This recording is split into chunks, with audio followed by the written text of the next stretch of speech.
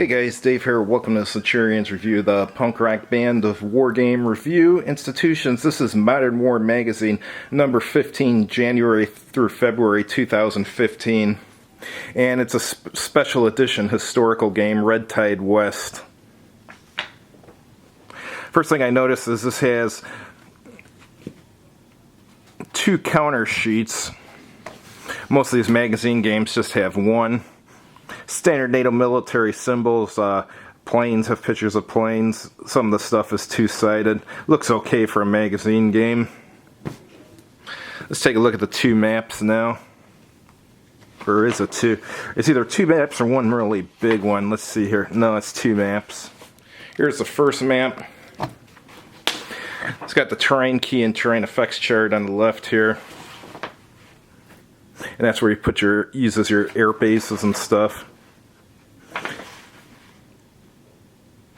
Quite a few airfields on the map too. Switzerland, France, West Germany, Czechoslovakia, Austria. Alright, this one's further north. You got Denmark here, West Germany, and the Netherlands over here. Poland's to the right over there. This has the Warsaw Pact sequence of play written on it, and the NATO sequence of play written over here.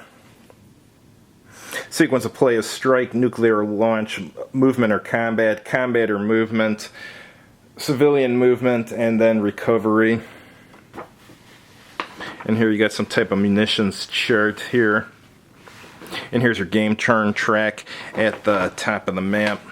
Alright, Red Tide West is a war game that simulates a hypothetical Warsaw Pact invasion of West Germany in the late 1980s.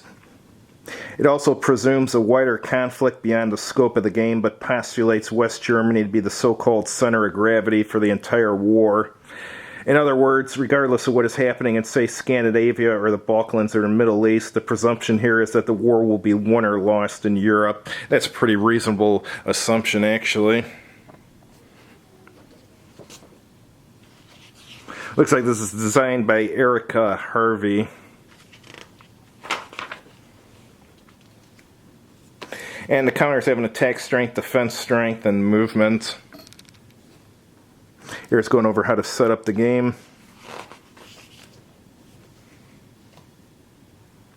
Alright, here's a sequence of play which we already went over. Looks like stacking is permitted.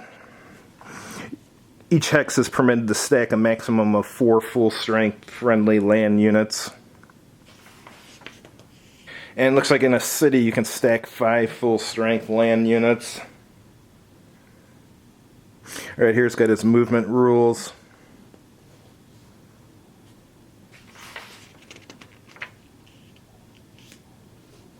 Here's airborne operations, fleeing civilians, interesting. Mass exodus down here. The civilian movement, here it's got zone of control rules, as you probably figured it would. And there's your combat rules. Here's your CRT. Yeah, they probably should have considered putting that on the map, but whatever.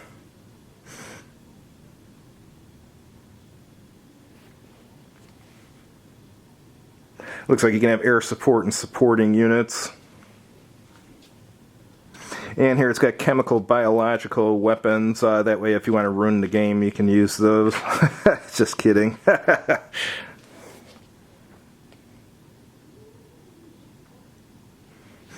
Here's just explain the different results like defender eliminated, defender shattered, defender routed, defender depleted, defender withdraw, even exchange, fierce combat, attacker blunted and defender's choice, and attacker shattered. Here's your leader rules, and now it's going over your air units. It's a pretty big rule book for a magazine game. Here's talking about doing airstrikes, nuclear launches. Here's your nuclear airstrike table and your nuclear launch detonation table.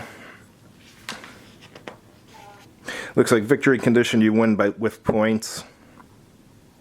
And only the Warsaw Pact player gets victory points.